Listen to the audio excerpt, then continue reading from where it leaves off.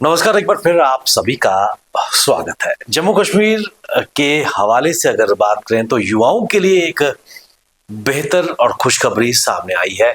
और खासकर अगर हम कंबाइंड कॉम्पिटिटिव एग्जाम्स की अगर बात करें तो जो नई सरकार जम्मू कश्मीर में जिसने पदभार संभाला है, जम्मू कश्मीर के नए मुख्यमंत्री उमर अब्दुल्ला और उनकी काबीना ने जो एक फैसला लिया है, खासकर कंबाइंड कॉम्पिटिटिव एग्जाम्स की जो एज है उसको रिलैक्स किया गया है। और जो इस एग्जाम्स की तैयारी के लिए आतुर थे और खासकर उस कट ऑफ से बाहर हो गए थे, उनके लिए एक बेहद ही अच्छी खबर है।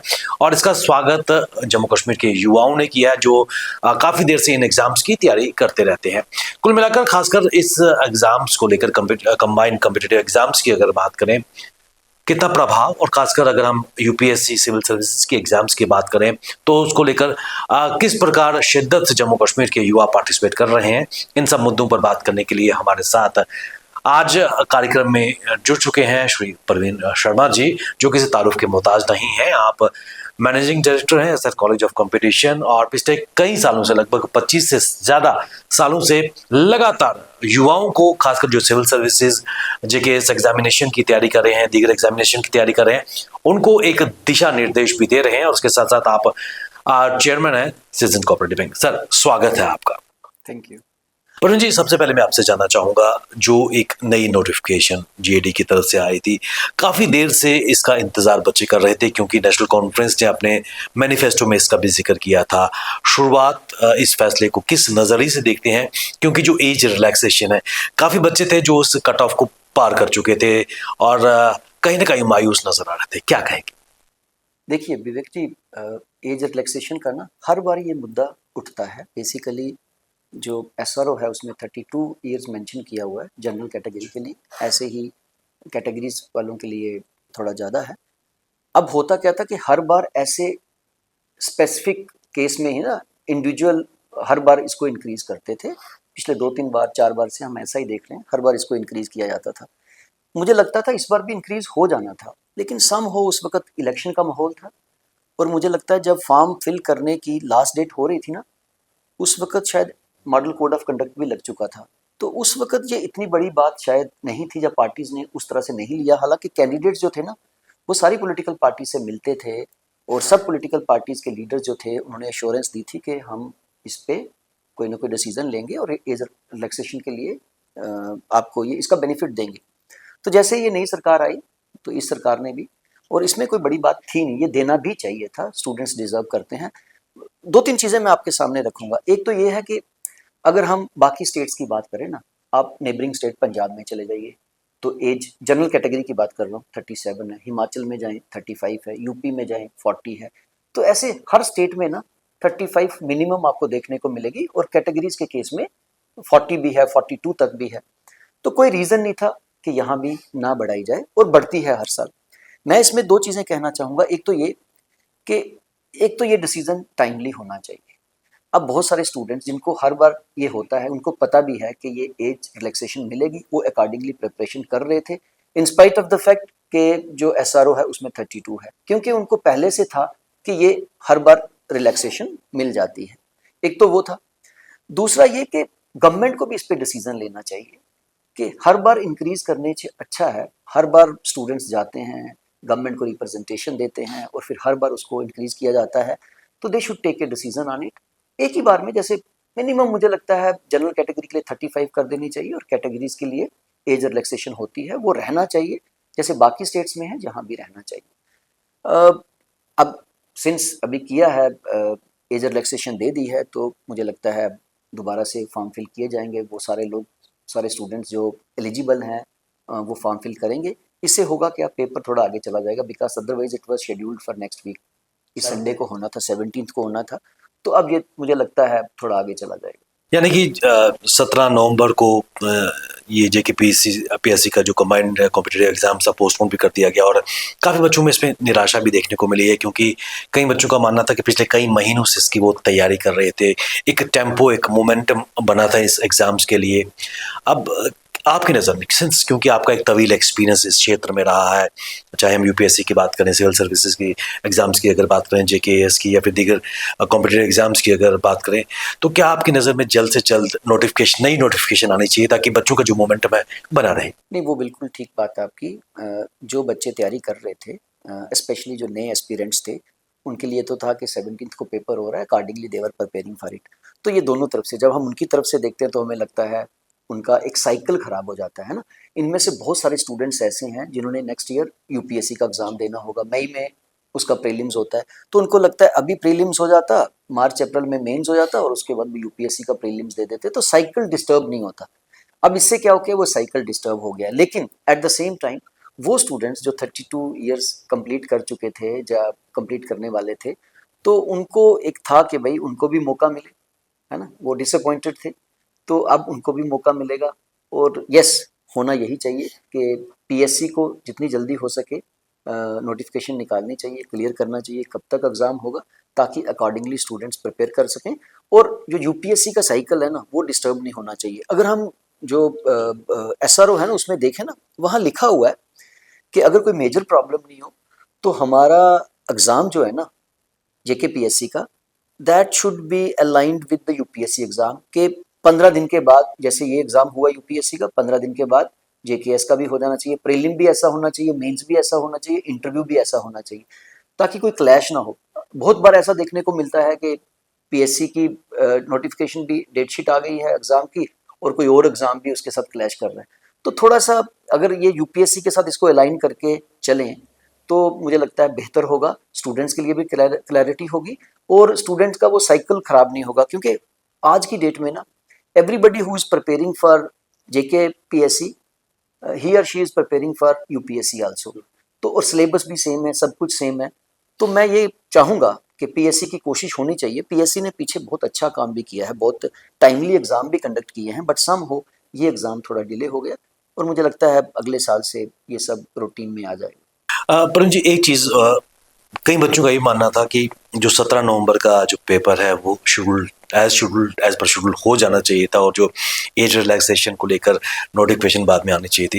लेकिन उसके अलावा भी बच्चों का ये भी खदशात रहते हैं कि रेगुलर बेसिस पे पीएससी या फिर combined competitive exams regular basis पे नहीं होते। एक टाइम फ्रेम फिक्स होना चाहिए ताकि जिस तरह आपने कहा कि सिविल सर्विसेज के साथ उसका वो फिक्स रहे। क्या कहेंगे? देखिए, पिछले कोई 7-8 सालों में हम देखें ना, वैसे अगर हम 10 साल का देखें तो 10 साल में पीएससी ने 6 बार एग्जाम कंडक्ट किया है।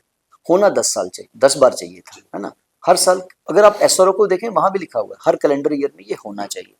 और जब मैं कहता हूँ कि इसको यूपीएससी के साथ आप अलाइन कर दीजिए, यूपीएससी के प्रीलिम्स के बाद 15 दिन के बाद आपने ये वाला एग्जाम भी ले लिया जेकेपीएससी का, उसी तरह से जब यूपीएससी का मेंस होता है उसके 15 दिन के बाद आपने स्टेट पीएससी का, जेकेपीएससी का भी ले लिया, इंटरव्यू का भी इसी तरह से चलेगा, तो वो हर साल होने लगेगा फिर, है ना। फिर आप you are force to complete the process within 1 year.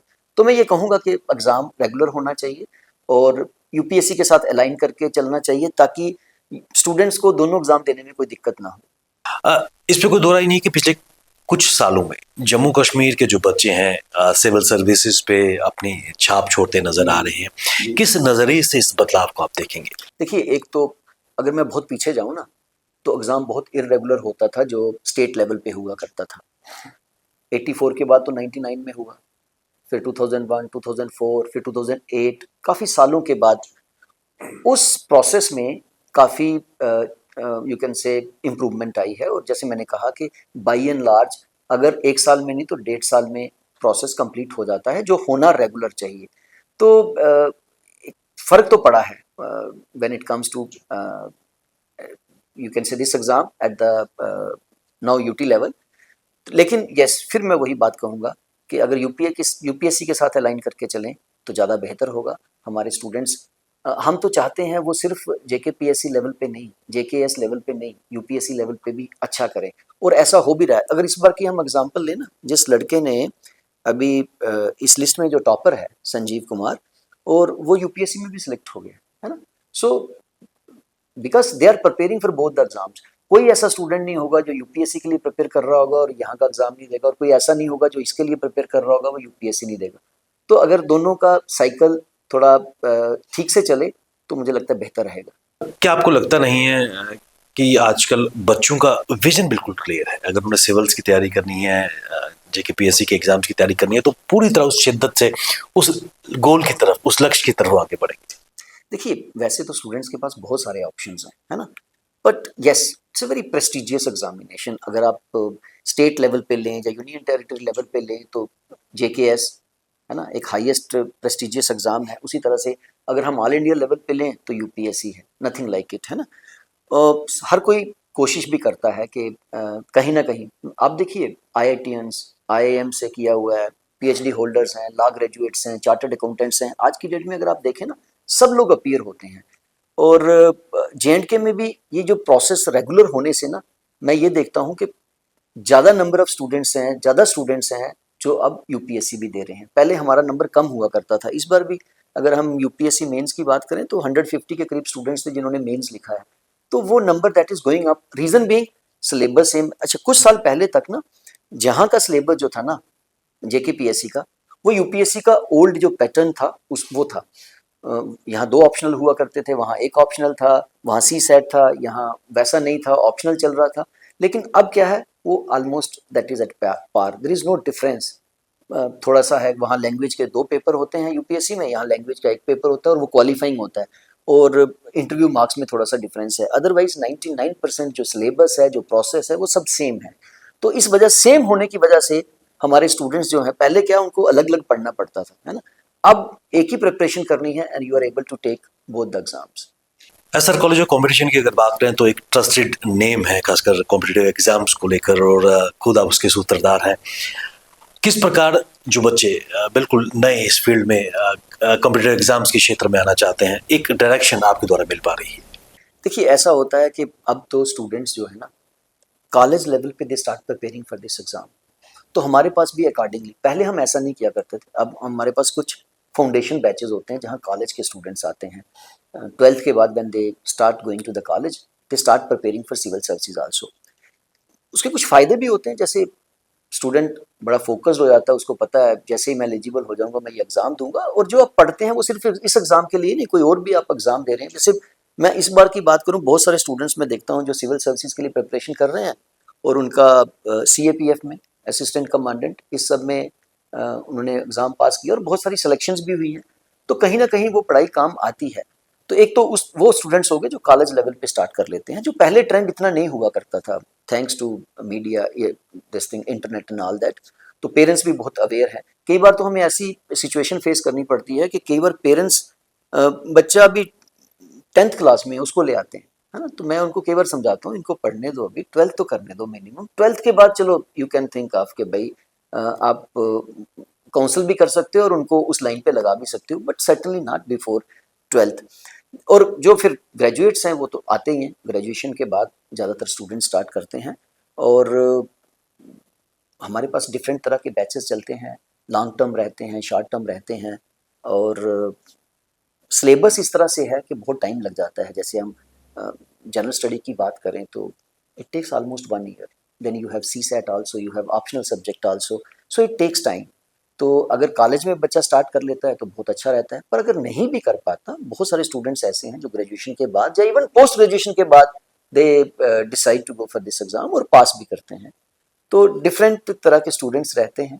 Faculty की अगर बात करें तो किस प्रकार फैकल्टीज का प्रोविजन किया जाता है ताकि बच्चे आए उनको एक्सपर्ट्स की नॉलेज मिल सके? देखिए, उसमें भी कोई एक ही सेट पैटर्न नहीं है। जैसे पहले क्या हुआ करता था कि पहले ऑप्शनल सब्जेक्ट्स के मार्क्स ज़्यादा हुआ करते थे, जनरल स्टडी कम हुआ करता था। अब नया पैटर्न है, चेंज हो गया है। और हमारा जो सिस्टम है वो रेगुलर क्लासेस का है, 6 डेज ए वीक क्लास होगी और संडे को भी कोई ना कोई एक्टिविटी रहती है, कोई टेस्ट रहता है या कुछ ना कुछ मेंटरशिप सेशंस रहते हैं, कुछ ना कुछ चलता ही है। तो उसके लिए यू नीड रेगुलर फैकल्टी। तो फैकल्टी जहाँ तक बात है, कुछ लोग लोकल भी हैं, जम्मू से भी हैं, और बहुत सारे लोग फ्रॉम अक्रॉस द कंट्री हैं, राजस्थान से हैं, दिल्ली से हैं, यूपी से हैं, महाराष्ट्र से हैं, वेस्ट बंगाल से हैं। So this is how we have a mix of people and they are working in this line for the last 15 20 years, right? So they are regular with us. They अच्छा इसमें एक ऐसा रहता है, वो जो बाहर के टीचर्स हैं कुछ तो हैं, they are permanently station here only, ठीक है, तो वो रेगुलर बेसिस पे क्लासेस लेते हैं।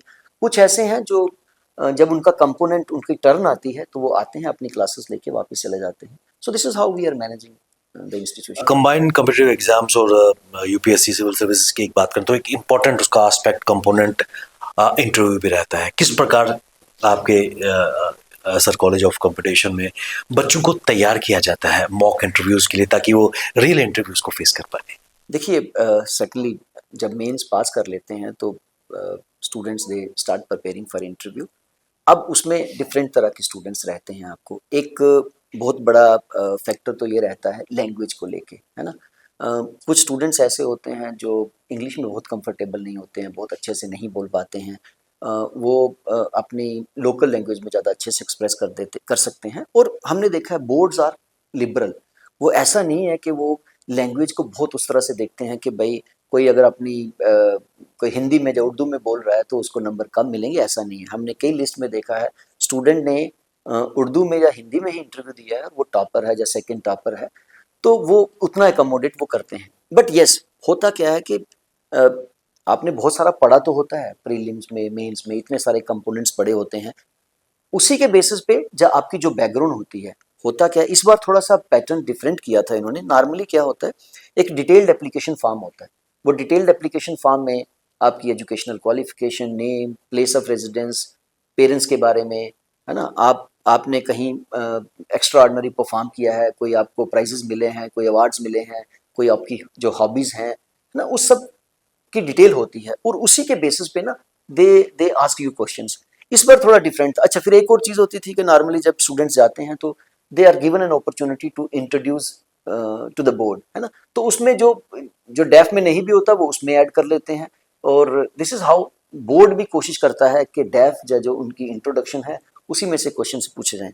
बट इस बार थोड़ा क्योंकि इंटरव्यू भी थोड़ा डिले हो गया था, टाइम कम मिला, दो बोर्ड बनाए और एक हफ्ते में ही सारे इंटरव्यूज हो गए, तो इस बार उन्होंने वो थोड़ा पैटर्न फॉलो नहीं किया। इस बार इसी तरह से उन्होंने जब स्टूडेंट्स गए तो सीधे उन्होंने क्वेश्चंस पूछे। बट देन नॉर्मली क्वेश्चन में से क्वेश्चन निकल के आता है। और हमारे यहाँ क्या होता है, हम डेफ या इंट्रोडक्शन के बेस पे बहुत सारी चीज़ें जो होती है ना, उसके बेस पे हम जो क्वेश्चंस पूछते हैं students they start becoming comfortable, क्योंकि जो बैकग्राउंड होती है, जो आपका सब्जेक्ट डोमेन होता है, उसमें आप थोड़े कंफर्टेबल होते हैं, तो उनको एक मौका मिलता है अपने आप को एक्सप्रेस करने का। और हम अगर 2 या 3 बार मॉक इंटरव्यू लेते हैं, वी हैव सीन कि रिमार्केबल चेंज आती है। इन द सेंस शुरू में हो सकता है उनको बहुत हेजिटेशन है, शुरू में बहुत बार उनको सॉरी कहना पड़ रहा है, शुरू में बहुत सारी जगह पे वो अगर 4 चीज़ें बोलना चाहते हैं तो 1-2 पे ही अटक जाते हैं। बट ग्रेजुअली जब आप उनको सेकंड या थर्ड टाइम देखो तो बहुत इंप्रूवमेंट आती है। And this is how the mock interviews are conducted. Varun ji, बिल्कुल अंत में मैं आपसे जानना चाहूँगा, जम्मू कश्मीर में खासकर सिविल सर्विसेज और कंबाइंड सेंट्रल गवर्नमेंट की जितने भी एग्जामिनेशन है, जम्मू के युवाओं का भविष्य किस नज़र से देखते हैं? देखिए बहुत अच्छा है हमारे यहाँ। अब स्टूडेंट्स जो है ना बहुत सारे एग्जाम में बहुत अच्छा कर रहे हैं, इंक्लूडिंग द सिविल सर्विसेज। जैसे मैंने अभी आपको कहा, रेगुलर बेसिस पे एग्जाम होता है सीएपीएफ का, सेंट्रल आर्म पुलिस फोर्सेस का, बहुत अच्छा है। जैसे यहाँ आप जेकेपीएस में जाते हैं, डीएसपी लगाते हैं, वहाँ असिस्टेंट कमांडेंट लगाते हैं। फिर बहुत सारे स्टूडेंट्स जो हैं वो दूसरी स्टेट्स के भी अब एग्ज़ाम देने लगे हैं, यूपीएससी भी देने लगे हैं, जो नंबर है वो भी बड़ा है। अदर एग्जाम्स आल्सो, अगर एसएससी के एग्जाम लें आप, उसमें भी हमारा number, when you are preparing for one exam ना, that helps you in other exams also. तो नेचुरली अगर मैं नंबर वाइज जाऊं तो हमारा जो पार्टिसिपेशन है वो बढ़ रहा है। बट स्टिल वी वांट, जैसे हम सिविल सर्विसेज की बात करते हैं, अगर कोई मुझे पूछे तो यूपीएससी में हमारी पार्टिसिपेशन उतनी नहीं है जितनी होनी चाहिए। But yes, it has improved over the years. But we want कि हमारे और ज़्यादा स्टूडेंट्स हों हर साल। और आई थिंक अब स्टूडेंट्स उस लाइन पे लगे भी हुए हैं बहुत सारे। जैसे नंबर बढ़ता है, इट्स लाइक रेशियो पे डिपेंड करता है। If less number of students they are preparing for the exam तो सिलेक्शंस भी कम देखने को मिलती हैं। कई स्टेट्स में आप सोचते होंगे कि इन स्टेट्स की पार्टिसिपेशन बहुत ज़्यादा है, यूपी है, बिहार है, पर आप नंबर ऑफ स्टूडेंट्स देखेंगे ना who are preparing for this exam, और हमारे यहाँ नंबर ऑफ स्टूडेंट्स देखेंगे who are preparing for this exam, हमारी ratio selection that is better than दो स्टेट्स। तो वहाँ नंबर बहुत ज़्यादा है, इसलिए ज़्यादा सिलेक्शंस आपको देखने को मिलती हैं। अगर उतना नंबर हमारे यहाँ पड़ रहा हो तो हमारी सिलेक्शंस उनसे ज़्यादा हो। बट यस, जैसे मैंने कहा, आई एम वेरी ऑप्टिमिस्टिक और अच्छा रिजल्ट देखने को मिलता है हर साल। हमें 2-4 सिलेक्शंस तो हमें अपने ही यहाँ से देखने को मिल जाती हैं यूपीएससी में, और स्टेट सर्विस में भी बहुत सारे बच्चे सेलेक्ट होते हैं। तो वो स्टूडेंट्स जो स्टेट में पढ़ रहे हैं, जैसे अभी बहुत सारे स्टूडेंट्स ऐसे हैं जिन्होंने अभी क्रैक किया है एग्ज़ाम, क्योंकि अभी रिजल्ट आया 2023 वाले एग्ज़ाम का, और बहुत सारे स्टूडेंट्स अभी से अप्रोच कर रहे हैं कि that we want to appear in UPSC next year. तो उसके लिए accordingly they are preparing for it, because अब उनको ट्रेनिंग भी होगी, ट्रेनिंग के साथ साथ पढ़ना वो भी एक चैलेंज रहता है। But yes, many of them they have started preparing for UPSC also. Varun ji, आप खुद ही एक मेंटर हैं बच्चों के, और कहीं ना कहीं एक दिशा, एक विजन दे रहे हैं। हम आशा करते हैं कि एक तो जो एक रिलैक्सेशन मिली है, जो विद्यार्थी हैं जो प्रीलिम्स की तैयारी कर रहे थे, उसकी संख्या भी बढ़ेगी, और निश्चित तौर पर आने वाले समय में न केवल जम्मू बल्कि जम्मू कश्मीर से बच्चे लोकल कंबाइंड कॉम्पिटिटिव एग्जाम्स और यूपीएससी में भी अपनी दाग जमाएंगे। आपने अपना समय निकाला इस महत्वपूर्ण मुद्दे पर बात की, आपका बहुत बहुत धन्यवाद। धन्यवाद, धन्यवाद। ये थे Parveen Sharma ji, managing director SR college of competition, जिन्होंने प्रकाश डाला जो एज रिलैक्सेशन हुई है उसका कितना प्रभाव पड़ेगा, और किस प्रकार मेहनत करके जम्मू कश्मीर के जो बच्चे हैं सिविल सर्विसेज और केंद्र के जो एग्जाम्स हैं उनमें अपनी दाग जमा रहे हैं। हमें दीजिए इजाजत, नमस्कार।